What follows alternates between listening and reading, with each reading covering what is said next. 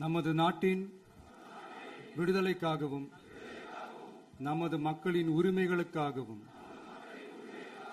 தமிழ் மண்ணில் இருந்து தீரத்துடன் போராடி உயிர் நீத்த எண்ணற்ற வீரர்களின்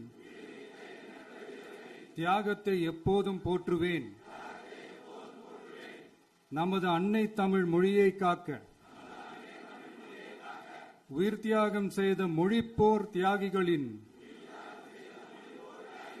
இலக்கை நிறைவேற்றும் வகையில் தொடர்ந்து பாடுபடுவேன். இந்திய அரசியலமைப்பு சட்டத்தின் மீதும் இறையாண்மை மீதும் நம்பிக்கை வைத்து அனைவருடன் ஒற்றுமை